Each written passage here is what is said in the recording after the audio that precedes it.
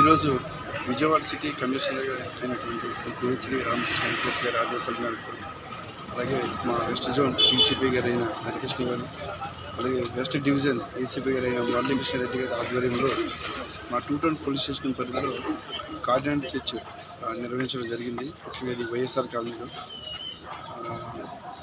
దీని యొక్క ప్రధాన ఉద్దేశం మనకి రాబోయే కౌంటింగ్ నిమిత్తం అవుట్ సైడ్ నుంచి ఎవరైనా సస్పెక్టెడ్ పర్సన్స్ వచ్చి ఇక్కడ ఇల్లీగల్గా స్టే చేసినా కానీ లేదా ఏదైనా ఇల్లీగల్ యాక్టివిటీస్ వాళ్ళు చేయాలనే ఉద్దేశంతో వాళ్ళు ఇల్లీగల్గా ఉన్నా కానీ వాళ్ళని సప్లై చెకింగ్ కింద మేము తెల్లవారుజామున మా వెస్ట్ డివిజన్ ఫోర్స్తో సర్ప్రైజ్ చెకింగ్ చేయడం జరుగుతుంది. దానిలో భాగంగానే ఈరోజు ఈ వైఎస్ఆర్ కాలనీలో 4 బ్లాక్స్ మేము చెక్ చేయడం జరిగింది. సుమారుగా 128 ఫ్లాట్స్ వస్తాయి. అందులో 128 ఫ్యామిలీస్ మేము చెక్ చేయడం జరిగింది. అందులో 5 సస్పెక్టెడ్ పర్సన్స్ ప్రీవియస్ హిస్టరీస్ ఉన్న వాళ్ళని మేము వాళ్ళని పికప్ చేయడం. ఇదే క్రమంలో వెహికల్ చెకింగ్ కూడా ఇక్కడ కండక్ట్ చేయడం జరిగింది. సుమారుగా 85 వెహికల్స్ చెక్ చేయగా అందులో వితౌట్ రికార్డ్స్ ప్రాపర్ డాక్యుమెంట్స్ చూపించడం నుండి సుమారుగా 18 2 వీలర్స్ అలాగే 5 ఆటోలు కూడా సీజ్ చేయడం జరిగింది. మీ ద్వారా ముఖ్యంగా మీడియా వారి ద్వారా తెలియజేసేది ఏమనగా రాబోయే కౌంటింగ్ నిమిత్తం ప్రజలందరికీ కూడా మా వెస్ట్ డివిజన్ పోలీసు వారి తరఫున విజ్ఞప్తి, ఎట్టి పరిస్థితుల్లో కౌంటింగ్ రోజుని ఎటువంటి ర్యాలీలకు కానీ ఊరేగింపులకు కానీ పర్మిషన్ లేదు. మనకి వచ్చే నెల 6వ తారీఖు వరకు కూడా 144 సెక్షన్ 30 అలాగే సెక్షన్ 30 పోలీస్ యాక్ట్ కూడా అమల్లో ఉంటుంది.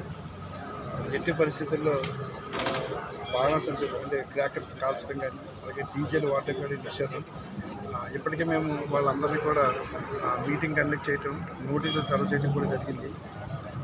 ముఖ్యంగా ఏవైతే ఈ లాడ్జెస్ ఉన్నాయో ఆ రోజు కౌంటింగ్ రోజుని లాడ్జ్లో రూమ్ తీసుకుని ఒక రకమైన బెట్టింగ్ల కాస్టు కానీ ఈ టైప్ ఆఫ్ ఉంటే కనుక ఎట్టి పరిస్థితుల్లో వాళ్ళ మీద కఠిన చర్యలు తీసుకోవడం జరుగుతుంది. పోలింగ్ తేదీని పోలింగ్ రోజుని ఏ విధంగా అయితే ప్రజలందరూ మాకు సహకరించారు అలాగే కౌంటింగ్ తేదీని కూడా అందరూ సహకరించవలసిందిగా మా వెస్ట్ డివిజన్ పోలీసులు కూడా మేము ఆల్రెడీ మీటింగ్ పెట్టడం జరిగింది. అలాగే నోటీసులు కూడా సర్వ్ చేయడం జరిగింది.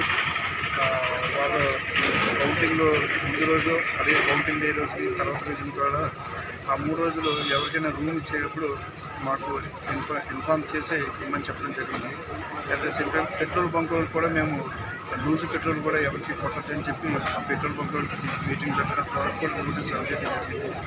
అలాగే ఎక్కడైతే మనకి ఎగ్జిబిషన్లో పాయింట్ ఉంటాయో ఈ జనసామర్థ్యం ఎక్కువ ఉండేది, టీ కార్నర్స్ కానివ్వండి, టీ టైంలు, ఈ టీ కేఫ్లు, కాఫీ నీరు వీళ్ళకు కూడా మేము నోటీసులు సర్వ్ చేయడం జరిగింది. ఆ రోజు ఎట్టి పరిస్థితుల్లో 144 సెక్షన్ కూడా అమల్లో ఉంటుంది కాబట్టి కౌంటింగ్ డే రోజుని అవి ఓపెన్ చేయొద్దని చెప్పే మ్యాక్సిమం ఎక్కువ మంది అక్కడ గుమిగూడు ఉన్నా కానీ యాజ్ పర్ లా ప్రకారం చర్యలు తీసుకుంటామని చెప్పడం జరిగింది. కౌంటింగ్ రోజున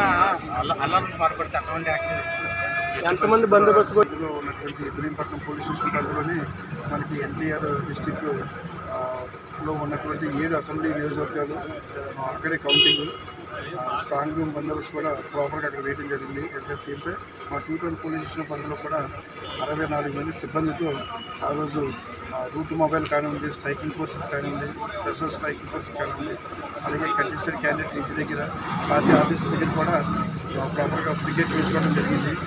ఎట్టి పరిస్థితుల్లో ఇంటోవర్స్ ఇన్సిడెంట్ జరగడానికి వీలేదు. ఎవరైనా అలా కఠిన దిగినా కానీ యాజ్ పర్ లా ప్రకారం కఠిన చర్యలు తీసుకుంటారు. For more videos like this, subscribe Big TV channel.